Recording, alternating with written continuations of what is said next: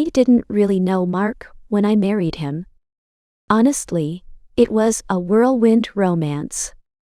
If I'd known then what I know now, well, I wouldn't have walked down that aisle. He seemed perfect at first, but that was just an act. Let me tell you how it all went down. It started at my cousin Sarah's wedding. The reception was in this huge ballroom, buzzing with people. Music, laughter, the clinking of glasses. The whole deal. I was hanging out with my friends, having a pretty good time. Then, I saw him. He was across the room, standing by himself. Tall, dark hair, kind of brooding. He kept glancing my way, but he didn't come over. He just watched. I danced with my cousins and laughed a lot, but he stayed put, a lone figure in the crowd. 2 days later, I got a text. It was from a number I didn't recognize. "Hey, I saw you at the wedding. You looked amazing. Want to chat?" I was a little creeped out, but also intrigued. I texted back, "Who is this?" He replied, "It's Mark, from the wedding. I'd really like to get to know you." I hesitated, but curiosity got the better of me. "Oh, okay," I texted back. "We can talk." And we did talk. Constantly. I and Errol, Iselna Sati well. He was charming, witty, and said all the right things. "You're different," he'd text. "Special. And Isel Hanningen tea to us, all in order to I really like you." We texted non-stop for 2 days. Then, on the 3rd day, he dropped a bomb. "I think I'm falling in love with you. I want to marry you. Salan tu, chill. I see you as my wife, the mother of my kids." My jaw dropped. "We barely know each other." I replied. He responded, "I know you're the one. Please say yes.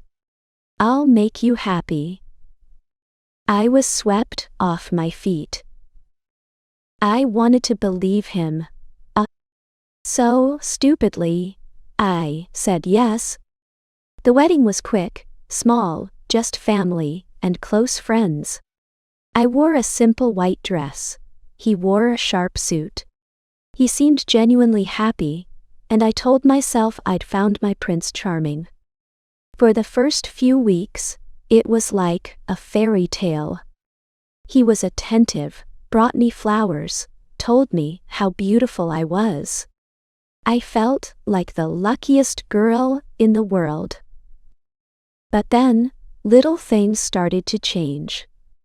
One afternoon, I saw him grinning at his phone. He was texting someone, his thumbs flying. "Who are you talking to?" I asked casually. "Just a friend," he said quickly, then shoved the phone in his pocket. I didn't push it. I trusted him. Or, at least, I wanted to. Years went by. I'll show you Taneten Tit Wo Them Town So. Our Asewai Tit Pray. We had 2 amazing kids, a son and a daughter. Life seemed good. Normal. Esel ein Shurine, Esel, Halmender, Kalbitero, all brought Sherzio Destray. I thought we were a happy family. But then he started working late, more often. "Big project," he'd say, his eyes avoiding mine. He stopped wanting to spend time with me, and he was always secretive about his phone. The distance between us grew. I felt it, like a cold draft in the house. I suspected he was still texting someone, but I was afraid to confront him. I kept hoping it was just a phase. Then one night, he left his phone on the kitchen counter and went to take a shower. I knew I shouldn't, but I picked it up. My heart hammered in my chest as I unlocked it. He used the same simple pattern I taught him. I found messages from another woman. The messages were intimate. He called her baby and sweetheart. He'd never called me those things. My world tilted. I saw pictures of them together, laughing, holding hands. I didn't recognize the woman. And she. I didn't throw Iris out tower. I didn't recognize the woman. Scrolling back, I could see that the woman was from his office. She was older than me, probably around 40. He always told me how much he hated his work, but he was seeing one of his coworkers? The worst part was, my husband had been seeing her the entire marriage. Even after the kids, he still went to see her. I felt tears welling up in my eyes. My heart shattering. I thought, how could he do this to me? When he came out of the shower, I shoved the phone in his face. What is this? Oh, Ben, one? I asked, my voice shaking. He paled. I can explain, he stammered. Explain? Oh, Samuel, cowest he turn. Explain. You lied to me. You promised to love me, and you've been cheating on me for years. He begged me to forgive him. It was a mistake, he pleaded. It won't happen again. Please, give me another chance. I didn't know what to do. I was numb, lost, betrayed. I grabbed the kids and drove to my mom's house. I couldn't even talk about it.